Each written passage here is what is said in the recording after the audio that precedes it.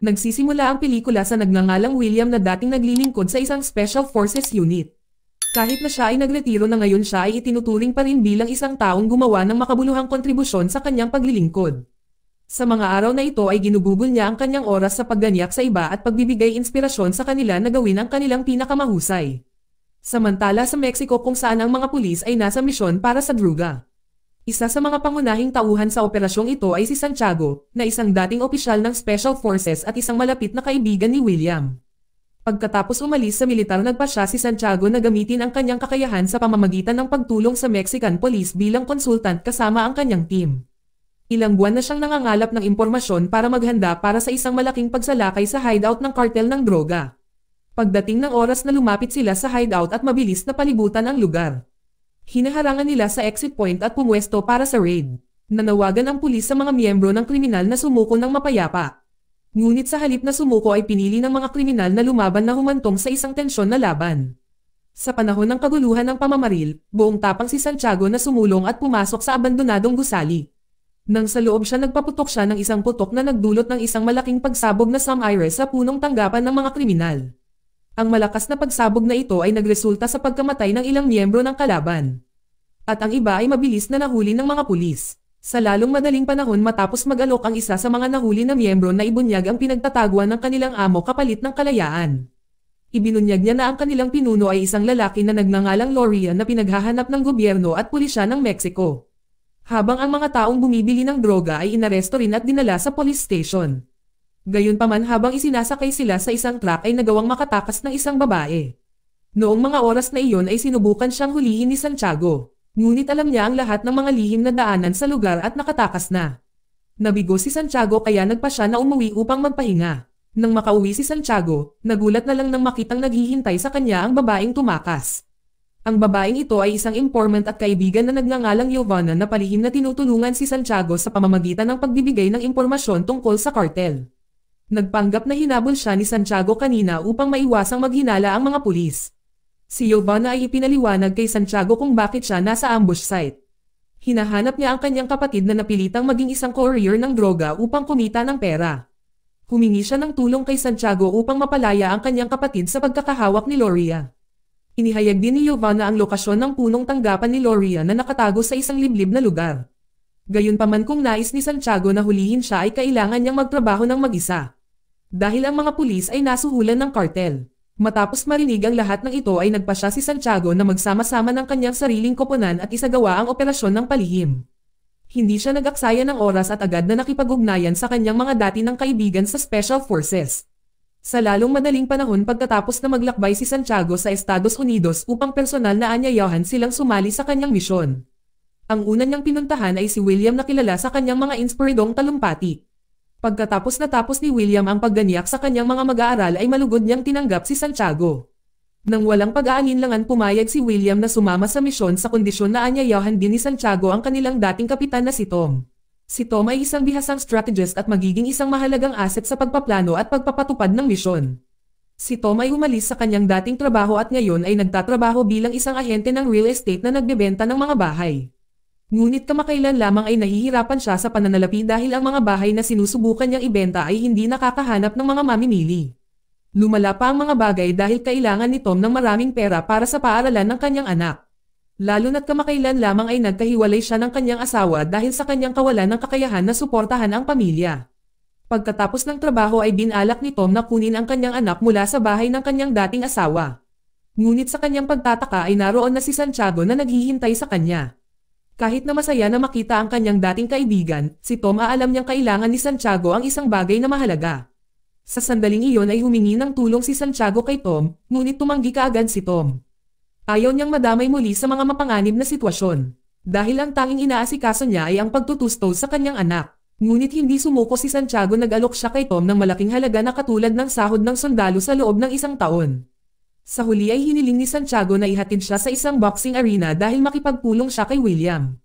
Sumang-ayon si Tom at isaalang-alang ang panukala ni Santiago. Pagkatapos ihatid ang kanyang anak, sa arena nakipagkita muli si Santiago sa nakababatang kapatid ni William na si Benny at nakilala rin si Frankie na isang dating kaibigan. Lumabas na silang apat ay magkasamang naglingkod sa militar kasama si Tom bilang kanilang kapitan. Pagkatapos magretiro sa militar ay itinuloy ni Benny ang kanyang hilig sa mixed martial arts. At si William ay palaging sumusuporta sa kanya. Sa kabilang banda si Frankie na dating nagpapalipad ng mga fighter jet ay nagtatrabaho na ngayon bilang isang charter pilot. Noong mga oras na iyon ay inabot muli ni Santiago ang dalawa upang humingi ng tulong sa paghuli kay Loria. Nangako siya na sa pagkakataong ito ay gagawin nila magkaroon ng suporta ng Mexican police at malaking sweldo kung magtagumpay sila sa mission. Ngunit si Frankie tulad ni Tom ay tinanggihan ang alok na ayaw niyang masangkot sa mga mapanganib na sitwasyon. Lalo na't ang kanyang pilot's license ay binawi kamakailan dahil sa isang druga. Habang si Benny ay hindi nagdalawang isip na agad pumayag. Sumama din sa kanila si Tom, at pagkatapos manood ng laban ni Benny ay napag-usapan nilang muli ang offer ni Santiago. Kalaunan ay pumayag silang dalawa, si Tom at Frankie na sumama sa mission. Wala silang sinayang na oras at lumipad patungong Brazil kung saan nagtago si Loria. Nahanap nila ang headquarters nito sa kalaliman ng gubat. Habang nililibot nila ang lugar, nagulat si Frankie nang makita si Loria na nakatira kasama ang kanyang asawa at anak. Dahilan para mag-alinlangan siya, dahil ayaw niyang makasakit ng mga inosenteng tao. Ngunit noon ay sinabi ni Santiago na siguradong ligtas ang pamilya ni Loria bago isagawa ang misyon. Ilang sandali lang dumating si Giovanna sa punong tanggapan para maghatid ng pera at mangalap ng impormasyon para ibahagi kay Santiago. Noong mga oras na iyon ay nag-iingat si Loria ng malaking halaga ng kayamanan dahil hindi siya nagtitiwala sa mga bangko. Kasabay nito nakipagkita si Giovanna sa boss ng Carter na si Loria upang iulat ang mga kita sa pagbebenta ng droga. Nang pinapanood ni Santiago at ng kanyang koponan, ang mga miyembro ng cartel ng punong tanggapan ay nagsimulang magpakita, kaya't nagpasya silang umalis ng mabilis bago sila makita. Nang gabing iyon ay nagkita ang 5 magkakaibigan sa isang bar upang tapusin ang kanilang mga plano. Iminungkahi ni Tom na kailangan nila ng isa pang sasakyan upang maihatid ang pera ni Loria. Iminungkahi niya hindi lamang nakunin si Loria kundi pati na rin ang pagtanggal ng kanyang kayamanan. Sumang-ayon si Santiago at sinabing hihilingin niya kay Giovanna na tumulong sa paghahanap ng angkop na sasakyan sa pamamagitan ng isang Brazilian car rental Facebook group. Noong una ang plano ay para sa mga pulis ng Mexico na kunin sila sa hangganan at pagkatapos ay ihatid ang pera ni Loria sa pamamagitan ng eroplano. Gayunpaman biglang binago ni Santiago ang plano na nagmumungkahi na bumalik at hatiin ang pera ng pantay-pantay. Pagkatapos ay nabunyag na si Santiago ay nagsinungaling sa kanyang mga kaibigan mula pa noong una. Dahil ang misyon na ito ay walang kinalaman sa Mexican police, katunayan isa itong ilegal na operasyon. Si Tom at ang iba ay mukhang bigo nang malaman ito. Ngunit sinubukan ni Santiago na kumbinsihin sila na ang misyon ay napakahalaga para sa kanya upang iligtas ang kapatid ni Giovanna at masiguro ang kanilang pinansyal na hinaharap. Pagkatapos ng maingat na pagsasaalang-alang ay nagpa siya ang 4 na veterano na magpatuloy sa kanilang misyon. Nang mapagtantong nasa Brazil na sila, binanggit din ni Tom na kakailanganin nila ng isang helicopter para sa kanilang paglikas. Sa kabutihang palad ay may kakilala si William na may negosyong pag-arkila ng helicopter. Kaya hindi na nila kailangang maghanap pa. Sa sumunod na araw nakita ni Santiago si Giovanna sa isang palengke at hiniling sa kanya na maghanap ng sasakyan na maghahatid sa kanila sa bahay ni Loria. Sa paraang ito ay mapalaya ni Santiago ang kapatid ni Giovanna. Nangako rin siya na ibibigay sa kanya ang ilan sa mga ninakaw na pera upang makatakas ito papantang Sydney. Si Santiago ay pinangunahan ang kanyang team sa isang lokasyon upang ipakita sa kanila ang isang lalagyan na puno ng iba't ibang mga armas. Ngunit biglang nagsimulang mag-alinlangan si Tom sa misyon, inaalala niya na mabaigo at hindi na muling makita ang kanyang anak. Sinabi ni Santiago na magtatagumpay sila at makikita muli ni Tom ang kanyang anak.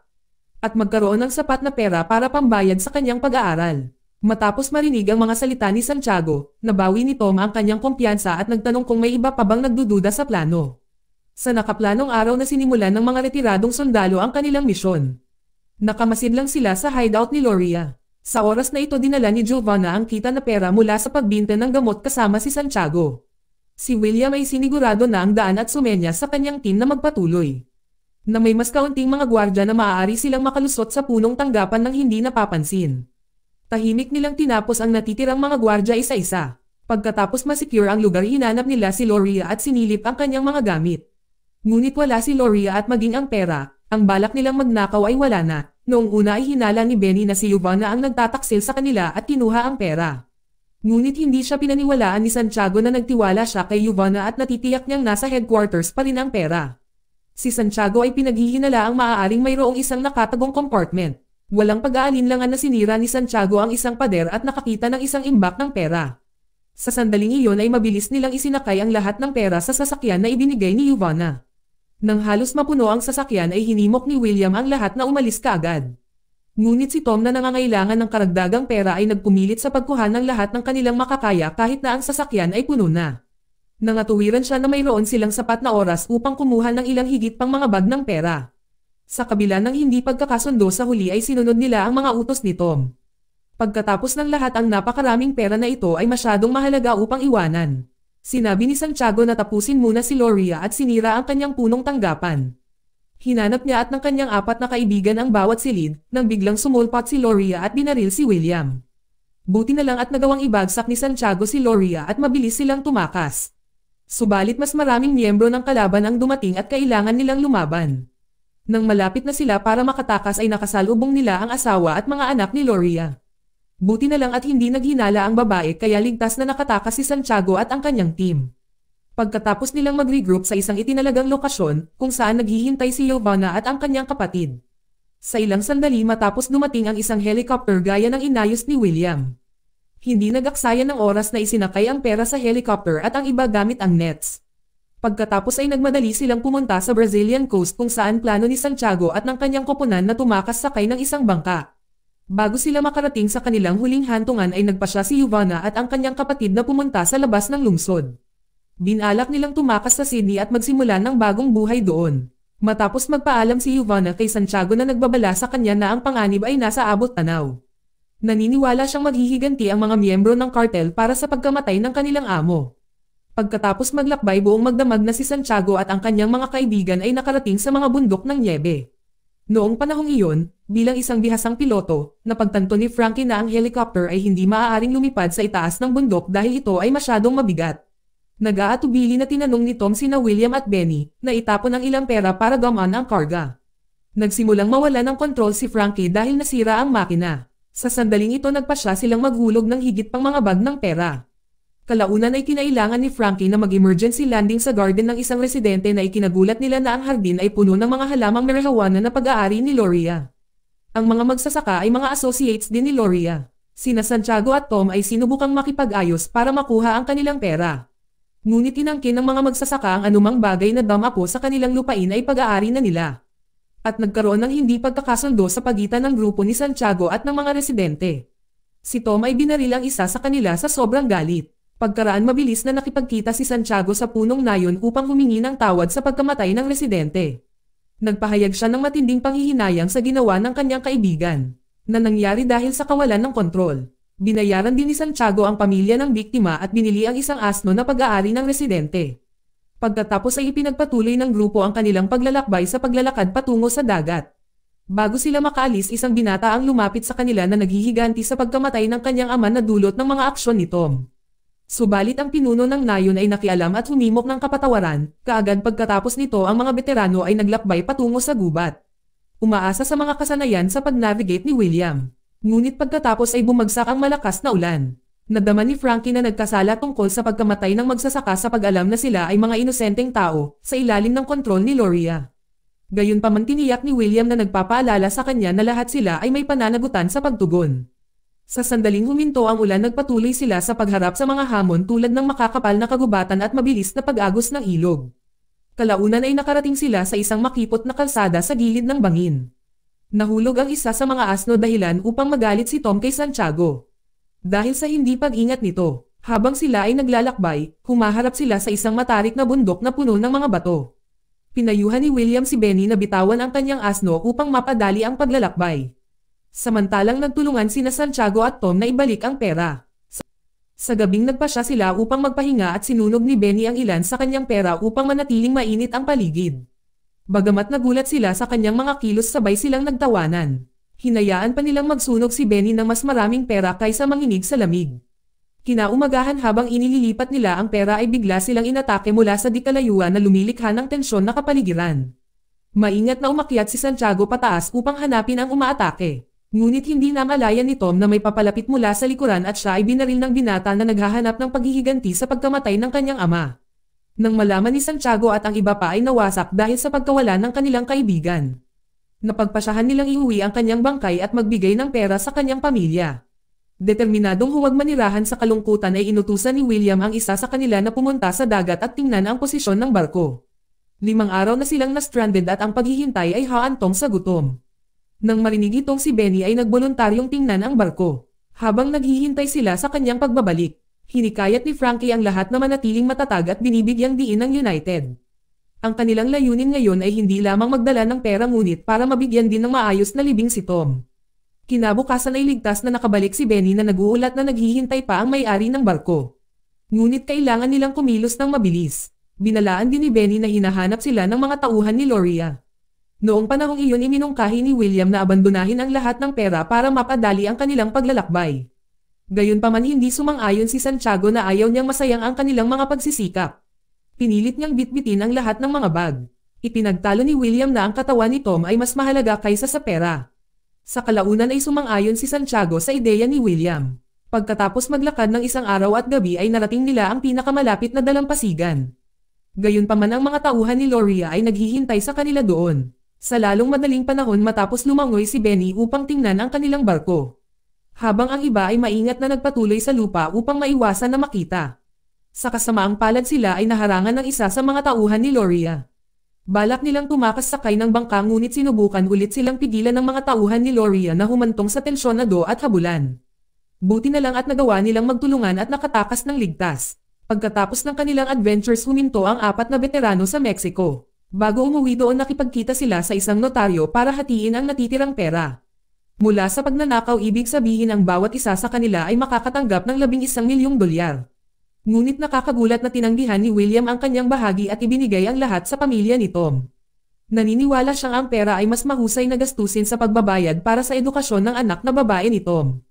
Na-inspire kay Williams na nagdesisyon na si Santiago at ang iba pa ay nagpasya ding ibigay ang kanilang pera sa pamilya ni Tom. Bilang paggalang sa huli ang magkakaibigan ay naghiwalay na ng landas at bumalik sa kanilang mga normal na buhay. Bago umalis papuntang Estados Unidos binigyan ni William si Santiago ng sulat. Lumalabas na ang mga coordinate kung saan itinago nila ang ilan sa pera. Kaya kung kailanganin ito ni Santiago ay maaari niyang makuha ito. Dito nagtatapos ang kwento. Salamat sa panonood.